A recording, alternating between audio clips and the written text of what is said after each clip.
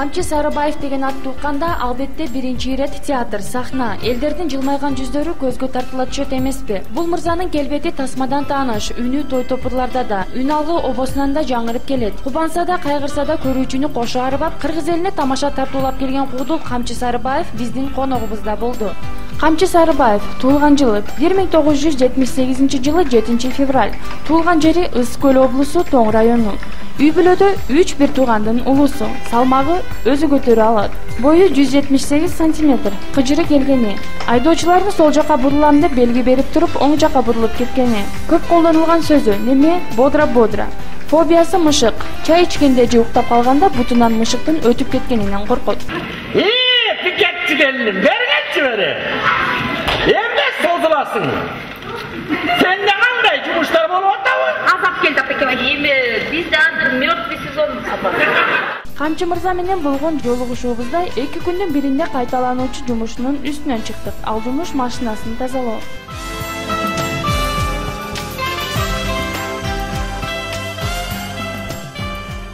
Birinci maçtan turla ayıp vereyim. Andan gelen bir juğuran ama teşekkür ederim.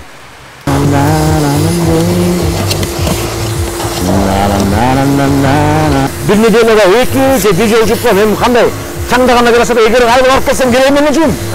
Negizi pastayını tazalamak unuttum maçlar için pastayını böyle. O joluk tuç. Atayın pastayı saltıyorum. Antkeni bayakı kayneneler emet koyat da. Diğer kayneneler boyup toy korgandan keyin joluktu salbaya kalıp албай калат ошол убакта мен жолугум бар мен сала турасынчы анан бүткөндөн тойдон бүткөнү алламды алып аласың да кезгедес керектип болот алдырачы анан так бул тойго салуучу папка өзүм папкам бул постоянно машина ичинде жүрөт и кайсы тойго качан барганымды өзүм жаза алам атайын бумажкасы кайсы тойго жаза алам эмне той экен адресин жаза аласың да ошол анан керектүүчү нерселер биякта жазалаң ошо тойго керектүүчү нерселер жазалаң. Bu sumka постоянно жүрөт. İçinde каттап сакап жүрөм.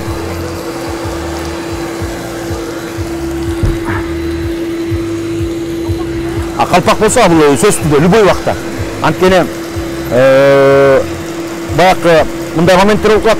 Кечинде көчөгө чыгарбачы, чыгартканда шак калпак кийге болот. Той башталганда кие каласың. Негизи жакшылыкта обязательно кием калпакты. Любой жакшылык болсо дагы. Калпак кийип жүргөнгө. Ошо бүгүн жана больницага таштап кетип баратып салып алып турум, салып алгам. Атай салып алгам.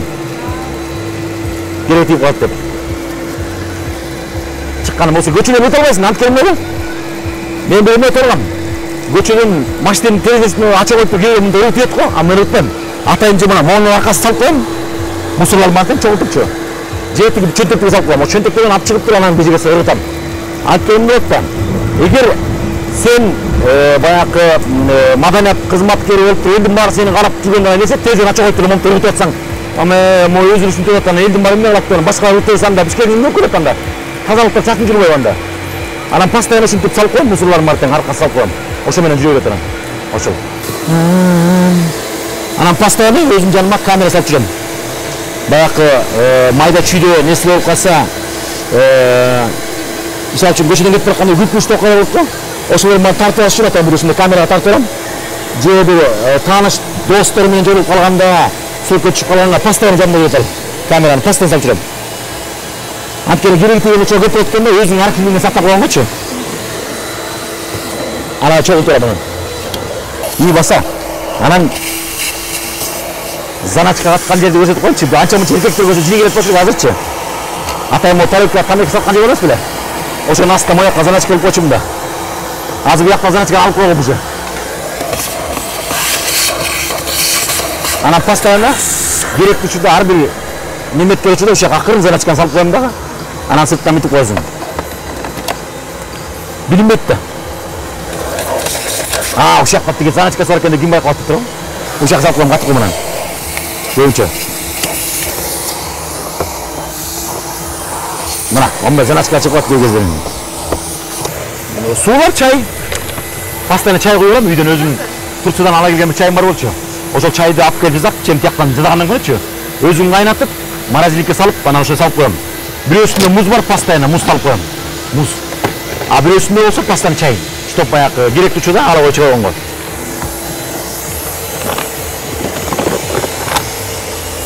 Бияқта болса керекті аптечка жанақы дарыларчы. Этиловый спирт любой уақытқа керек деп. Антибиотиктер анан эме, йод. Керек түшүдө шакчыга калып туруп, балким көчөдөн кетип баратканда бирөөнө жардам берип каласың, бирөөнө керек тийип калат, ошол убакта чакап чыгып койгонго жакшыраак. Оңойраак экен.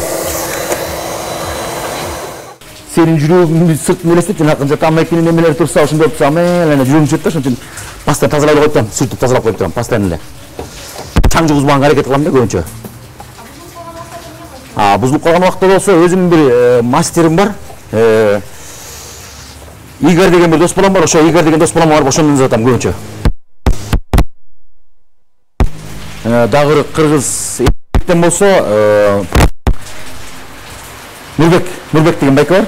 Ошол Нурбек деген байка запрет көбүнчө. Анан ошол электричество ошол запрет көбүнчөсүн. Машина болсо 7-февралда былтыр өзүмө бир дос балам Уларбек деген дос балам бар. Ошол дос балам мен экинчи машинамда ошол дос балам береке көрүп алат да. Сен жүргөнүң көрүп алып, мен тиги жүрө албайм да, мен машина албайсың деп анан бул машина берип берген. Ошол өзү стоматолог болуп иштейт, дос баламчы, анан барган сайын ошол үмөтүп калат, күлүп калат. Экинчи муну суу жорго деп коем. Суу жорго деп. Анан ошол жоргомду ошол дос балам береке берген. Эми береке берген кандай аты деген баякы акчаңды мынча күнү бересиң деп айткан эмес да. Каалаганыңды берип кой деген да. Каалаган күнүңдү ушул бир күнү бересиң деп койгон. Анан машина берип койгон. Макул деп койгон, ошо менен алып кеткем. Эмне берип бүткөм? 7,5 калган. 7-февралда өзүмдүн тууган күнүмдө береке беришкен мага. Анан келинчегим да кызыгып атпайбы, ушул машина албачы деп элем. Анан алгандан кийин ушул Жамболот төлөгөндөн кийин алдым. Мерстики бир жакшы макалы бар. Айдасаң көзүң ачылат, бугулса ачылат деген. 2 жылда кутулдум го. 2 жылда кутулуп бүттүм полностью. Анткени баягы той топур менен ар жак бер жак катышмачы тияк менен жүрөсүң, анан көбүнчө ошол 2 айдан кийин анан кутулдум. Mercedes Millennium үлгүсүндөгү автоунаасын жуулуп бүткөн соң маегибизди биздин каарманыбыздын машинасынын ичинен уланттык. Бул машина менен мен чын айтсам ал узак жакка деле чыга элекмин. Муну менен эмес, берки Маздан менен Ошко барып келчүмүн. Ал анткени бая тойго сен мындай болуп калат да. Тойго Таласка, Ошко кетип калышы мүмкүн, көлгө чакырышат деги Караколгочу. Анан бир жолу ойлоп аткам, эгер Баткенге барсам, мен Баткенге машина бара албайсың, өзүң машинаңды бара албайсың. Баргыча айдап барасың, чарчайсың, анан жеткенде дагы чарчап тойго кандай өткөрөсүң. Бирок Караколго өзүм машина менен айдап барчумун. Айдап барып, менимче Караколго барып келгем, бир жолу барып келгем. Караколго барып бир той өткөрүп келгем, өзүм айдап барып эле. Кыйналбайсың, жеңил, жумшак, анан той өткөрүп барып келгем. Узак жол ошол. Мен мындай кылам. Ошондон корком да. Анткени бая көбүнө айдоочулардын көбүнө оксоң уктап кетти, анан тигинип кетти деп коет го. Мен бир жолу ушундай көргөм. Тиги эки жолу атайын ошол эмени көрүп, ДТПны мен астында көргөм да. ДТПны мен точно мен астында өтүп аткан ДТПны көрүп калгам. Бирөөсүндө Мерс уруп барат эле, бая кыямага түшүп туруп, эме уктап кетти дагы. Резкий поворот бар экен жолдон. Ошондон сүзүп өтүп кетип ар жакка машина учуп кетти. Жетип барып токтоп туруп ичине ача калып, бирөөнү машинага салдык, экинчиси болсо ошакта алып турган, анан калтырып койгон, кете бергенбиз дагы андара көздөй эле. Анан экинчисинде болсо биз тиги көлдөн келатканда көрдүм.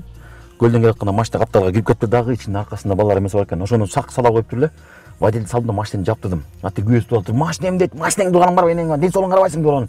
Баласынын артында эмеси бар экен. Келинчеги байкуш ыйлап нөтөп туруп чекке санап кетти, бирок баласы болуп экен да, ошого теги сүйүндүм. Шак машина салып бараттан алып барып жеткирип барып, скорый помощька жеткирип коюп туруп, анан кагазды толтуруп койгон кетип калам. Ошондон корком да. Анан аркам жанымда киши болсо аябай эметип айдайм.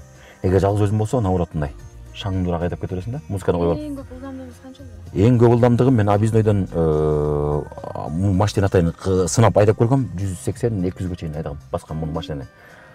Негизи ылдамдыкты мен өзүм деле жакшы көрөм, бирок мындай да. Бирок деген сөз бар да. Бирок деген.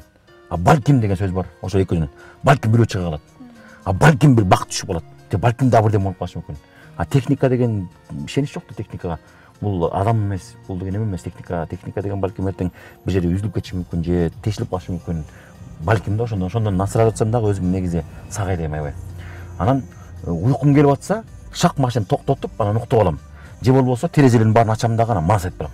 Жолдон кыйкырып көрүп туруп. Мас айтып барчы.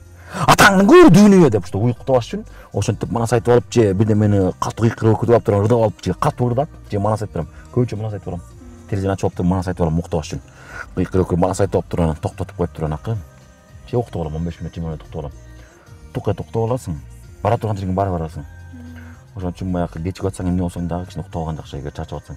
Өз маегибизди улай актёрдун чыгармачылыгы жөнүндө кеп козгоп калдык. Театр адамдын күзгүсү деген сөз тегин жерден эмес көрүнөт. Себеби актер жанымда отуруп мени менен баарлашып калган адамдарды көрүп, алардын кол жансоолоруна, көз караштарына өзүнчө ыкма пайдаланып, кийин ошол адамдардын образын театрда жаратам деп айтып өттү. Актер деген ушундай кесип экен да, ар бир көчөгө чыкканда эмне үчүн деген сөз менен чыгасың да. Эмне үчүн тиги адам мага ушинтип сүйлөп атат. Эмне үчүн тиги машинени мынтип айдап атат. Эмне үчүн бүгүн что погода мындай болуп калды билейин деп ошентип ойлоносуң да. Ошон үчүн мен любой киши менен сүйлөшүп атканда актерго керек, актер эмне үчүн изилде психолог болот деген чында адамдын сүйлөгөн жестикуляциясы монун баары тең сөз да. Индиянын бийлерин көбүн байкасаң, ошол монун баары тең кыймылдаган бийдин баары тең бул сөз. Туура эмес кыймылдап атканын анан көзүң карайсың любой убакта. Ошол адамдын кылып аткан кыймылынан сен өзүңө керектүү нерсени чогултуп аласың, эртең сактап чыгасың анткени ошол нерсеничи. Анан биринчи көргөндө эле кыз кишинин көзүнөн байкайсың, бул эмнени каалап атканын сразу көзүнөн байкайсың. Ооз алдашы мүмкүн, көз эч качан алдабайт. Анан көзүнөн байкайсың сразу. Анан сүйлөшүп жүргөндө эле көзүнөн байкачу мындай отуруп, мындай кылып аткан турбайбы, азыр эмнени каалап аткан деп көзүнөн байкап турган, деп анан ошол нерсеге жараша мамиле кылып кетчүмүн дагы. Ошол нерседен көбүн изучать этип жүрүп, анан ошол аркылуу анан эметип жүрдүм. Бирок кийинчерээк билген жок, андай эле жок. Актер негизи ушундай болот, адамдын көзүн байкап турат постоянно.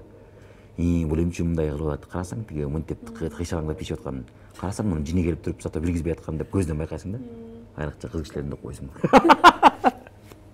Жигитке 70 өнөр аздык кылат дегендей, учурда Камчы мырза актерлуктан тышкары тамадалык кесипти да аркалап келет. Актерлуктан тышкары тамада болуп коем, той топурда тамада болуп коем. Анткени ал деле өзүнчө бир адамдын жалгыз спектакль деп айтам аны делечи. Анткени аякта да өзүң чыгармачылык менен иштейсиң. Көп эле шабашник дегенде мындай деп коет го, шабашка депчи, бирок шабашка деп ката эсептебейм. Ал менимче аякта да өзүңдүн чыгармачылыгыңды дагы өркүндөтөсүң. Жөнүнө ал сүйлөп берип, чакырып берип коюш, анан жөнүнө тиги мындай мына ушундай экен деп айтып коюш бул нерсе эмес да. Мен үчүн тамадалык деген ал дагы өзүнчө чыгармачылык дейм. Аяктан апаларга өзүнчө мамиле жасайсың, улуу кичиге өзүнчө мамиле жасайсың. Ар бир чакырып аткан кишини сен сөзсүз түрдө ошонун өзүнүн сулуулугун, адамдын өз сулуулугу, анан ким болот ошону чакырып берип атканда оюн уюштуруп берип ушундай иши кылып 300 кишини же 400 кишини же 200 киши болобу канча ошонун баарын 6 саат бою эптирбей кармап отуруш бул сенин колуңда да. Анан бирок ошол эсептеп көр 6 саат ичинде эмне деген ответственность, эмне деген жоопкерчилик ошонун баарын кармап отуруш. Ошол Канча жылдан бери тамадалык кесип? 7 жыл болду, анын ичин 7 жылдан бери иштеп жүрөм. Кээ бирөө болсо официальный, мисалы үчүн мактап жактап мындай чоңдордучу. Мына карап көрүңүзчү, Кыргыз Республикасынын ички иштер министри же Кыргыз Республикасынын профессору, анан тетигиндей мындай деп ушундай мактап чыгарат го. Кээ бирөө болсо тескерисинче жанакындай бир тамаша иретинде алып барганды жакшы көрөт. Кээ бирөө болсо кишини басып алып барганды жакшы көрөт. Баягы мазактап, тамашалап тийишип, ошонткен кээ бирөө кишиге жагат. Кээ бирөө болсо баягы куйкум сөздөр менен чукуп айтышы мүмкүн. Кээ бирөө болсо шоу деген кандай десем, мисалы үчүн жаштардын стилинде алып барып, кечке эле жанагы музыка менен болуп. Ар биринин тамаданын өзүнүн алып баруу стили болот. Өзүнчө ошол стилине жараша, эл ошого жараша, мунун стили жакшы, тигинин стили жакшы деп айтат да. Кара каштуу, оймок көздүү, оймок ооздуу, кой көздүү деп айтасың го. Ошого жараша анан кимиси болот. Таекеле болсо таекелене жараша, кудалар болсо кудаларына жараша. Анан көбүнчө тамаша иретине алып барам. Анан бир эженин айтканы бар да, мага бир эже айткан, эч качан адамды көпчүлүктүн арасында басып койбо деген да. Анткени ошол адамдын назары сага түшүп калышы мүмкүн деген да. Назары түшүп калса, бул эң мындай өзүң оор нерсе, аны сен көтөрө албай каласың мүмкүн деген да. Чогулуп отуруп көтөрө албай кетиши мүмкүн деген да. Анан ошон үчүн ошондой учурларда мен адамды баспаганга аракет кылам көбүнчө. Тескерисинче көтөргөндү аракет кылып ошондой кылып коюшум. Ошол. Эгер сыр болбосо, бир тойдо канча сомго алып барасыз? Ар кандай бекерди алып барган күнүм болгон. Анткени тойдо мен былтыр 4 тойдо бекер алып бергем. Эчтеке акчасын албай бергем. Бир жетим бала болгон, жетим бала бар болчу бир. Өзү детдомдо чоңоюптур. Анан детдомдо чоңоюптур дагы ала турган кызы казашка экен да. Анан казашка болуп өзүнүн туугандарын чакырыптыр. Бирок баланын тоюн келинчеги чуркап жүрөт. Казашка экен да. Эмнеге дегенде мунун агасы келип бизди сынап атат. Камчыбек өткөрүп бериңизчи дегенде, анан макулдан өткөрүп сүйлөштүрүп келдим. Анан биринчи барып сүйлөшүп атам, баасы сүйлөшүп атсак эле сиз каяктан келдиңиз, эмне болду деп адамды өзүң сурайсың да. Анан сүйлөшүп отурганда эле ошондо билгемди айтып берди да, ушунча дегенде эле койкуй дедим да сразу. Анан кайсы күнү мындай келип берем, давай дедим да, сүйлөшүп барып тоюн өткөрүп бердим, полностью баштан аягына чейин. Анан ошондон таанышып калып, сүйлөшүп кетип, аябай тоюн бесплатно барып өткөрүп бергем. Эчтек алган эмесмин. Ошого эле. Мына ушундай сөздөрдөн улам Камчы мырзанын боорукелдигин, айкөлдүгүн баса белгилеп кетсек болчудай. Камчы мырзанын айтуусуна караганда тамадалык кылуу учурунда мисалы үй бүлө курууга той өткөзүп жаткан болсо, кыздын кийим-кечегинен малдын союлушуна чейин анын мойнунда экендигин айтып өттү. Анан кээ бир учурларда кыздын кийим-кечегине көңүл бурам дегенде көк салкын тасмасы эске түштү. Мындай болот экенде, ар бир роль өзүңө кыйын эмес, кызыктуу болуш керек. Анткени ал образды сен жаратып атасың. Сен эгерде мен ошол стилист болсом кандай кылат элем деп ошол иретте жасап атасың. Стилисттерди карасаң, дүйнөлүк масштабтагы стилисттердин көбүн карасаң эле мындай баягы Сайпана сыяктуу кишилер да, көп элечи. Сүйлөгөнү мындай, жестикуляциялары мындайлар бүт. Андай нерсенин баары тең актер болгондон баарын байкап турасың да, көрүп турасың, стилист деген ушундай болуш керек деп атып, анан ошондой кылып жаратып көргөм. Көбүн байкасаң, стилисттердин көбү ушундай болот го, эркектердин көбү эле. Койча мынча деп мындай ушундай жестикуляция болот го. Эгер алсаңыз максимум канчаңыз эң көп деген? Эгер алсам 500-600гө чейин, 800гө чейин негизи ар кандай. Чыгармачылыкта бут тосуулар деген ар бир адамда болот негизи. Ар бир чыгармачылык иште болот да. Менде болгон. Бирок аны мен кайра күлүп эле жеңип кеткем. Эки киши кадимкидей бут тоскон. Мен атын айтпайм ал кишилердин. Аны өзүнө койдум деп койгом мен. Күлүп эле жеңип кеткем. Бирок ошол күлгөнүм туура болупту да. Анткени чыбаркандай кандайсыз? Көрдүңбү тигини? Мындай болгон турбайсызбы? Жакшы деп кой, күлүп кетип калгам. Экөөнө тең күлүп кеткем. Ошо күлгөнүм туура болупту да. Азыр кадимкидей кезиккенде, деп нетип турат азыр. Азыр эмне болот? Кандайсың деп турат азыр. Турбайсыңбы дыңкыйбай, өткөрүн аркы кишине. Сен чай жөнүп ичесиңби деги? Аны өткөрүп анан деле ичесиң да. Турам. Турбайсыңбы? Кудай берген шык болсо, көрөнгөсү жык болсо, мына ошол таланттуулуктун белгиси дегенде, Камчы мырзанын көрөнгөлүү адам экендигине ынанып калдым десем болот. Маданияттын чоң казынасынан кайнап, өзүнө тажрыйба топтогон мырза үй бүлөсү тууралуу төмөндөгүлөргө токтолуп өттү. Келинчегим болсо немеде? Кегетин, чүйдүн кегетисинен да. Анан ошоктон үйлөнгөм. Уулумдун улуусу азыр Барсбек 4кө чыгып калды. 4төн өтүп калды ошо. Жамболотун болсо кичүүсү азыр 5 ай болдук. Ошол 4өбүзбүз азыр үйдө. Элнур эже менен биринчи алгачкы таанышканыңыз эсиңизде? Элнура мененби таанышкан болсо, мен эмеде жанакы Бел деген ыр чыкпады беле? Озарил мою больную душу дегенчи. Ошолорду кыргызчага баягы ушу раматылык деги Медер Осмоналиев деген жакын дос балам. Ошолорду которуп берсек, которуп берет атпайбы? Адам Унусал деген группада анда бийлечүмүн менчи, бийлеп ырдачубуз. Жаңы бу рэп попсанын баарын биз биринчи Кыргызстанга эң биринчи чыккан биздин группа болчу, Аза Универсал деген. Ошол группа менен ырдап жүргөнбүз, анан ырдап жүргөн ошолорду ырдап атпайм кыргызчасынчы. Анан ырдап жүрүп эле случайно биздин театрга бир кыз келип калды, апапакай өнөкчөн, татынакай кыз келип калды, анан көрүп туруп, ничешка кыз экен, сонун кыз экен, ооба. Анан деп Данчик деген биздин кегетилик алдагы, анан сурап атпайм, бириккендик да, бир айылдан анан. Данчик бул сенин девушкаңбы десем, жок деп атпайм, менин карындашым Жиндер болчу деп койду. Жакшы кыз экен деп таанышып койдум. Анан сүйлөшүп калган бир күнү паркка бардым, Панфилов паркы жаныбызда да. Театрдан анан чыксак эле ошол кыздар кафеде отуруптур, анан летний кафеде, караокенин жанында. Анан ошоктан биздин Данчиктер менен чогуу отуруп калыптыр. Анан таанышып, ырдап отуруп таанышып калдык, анан давай ырдап бербесиң. Анан Белди ырдадык. Ал англисче ырдап атат, мен кыргызча ырдап атам аны. Анан Неле? Жүрөгүм жалгыз сен үчүн жаралганбы, тагдырым сен үчүн, тагдырым жалгыз сен үчүн байланганбы деген сөздөр болот. Ошол сөздөр менен кыргызча ырдап отурсам таанышып калдык. Анан сүйлөшүп калдым да карап туруп, жакшы кыз экен айдан. Анан биринчи жолу тааныштым, сүйлөшүп калдык, деп эле жабып калды, ошондон анан сүйлөшүп кеттик. 8 ай сүйлөштүк, 8 ай сүйлөшүп анын ичинен 7 жолу бардым. Жок, 8 жолу бардым. 8 жыл бардым. Ар бир айда бир жолу. Ар бир айда бир жолу барып, ошо менен таанышып калдык, анан сүйлөшүп кеттик. Анан 7-синде айттым, сен мага күйөөт чыгасың, сен сүйүп калдым деп предложение жасадым. Биринчиси 7-чи жолу каначы, анан десем, көрөбүз деп койгон. Анан 8-синде айттым, ушундай даярдан ушуну алып кетем десем эле, деп койду, макул. Анан экөөбүз үйлөнүп калдык, анан чогуу сүйлөшүп экөөбүз. Үйлөнгөндөн кийин кызыктуу окуялардан экөөбүз үйлөнгөндөн кийин бул байкемкене жашап калдык. Анда пригородныйда Шамил деген байкемкене чогуу жашап калдык. Жашап калып ал окууга барат, мен да окууга барам. Мен да анда жумуш иштейм. Анан кеткенден кийин ал көрсө тиги барам деп өз үйүнө кетип калыптыр, жол салынган боюнча эле өз үйүнө кетип калыптыр да. Кетип барат, апай менин үйүм тиякта эмес деп кайра бурулуп машина менен келиптир үйгөчү. Анан келип айтпай мен кетип калыптырмын, биякта жашап атканым унутуп калып эле, баягы ойлонуп отуруп эле өзүм үйүмө кетип калыптырмын деп анан кийин ошондой бир эме болгон. Анан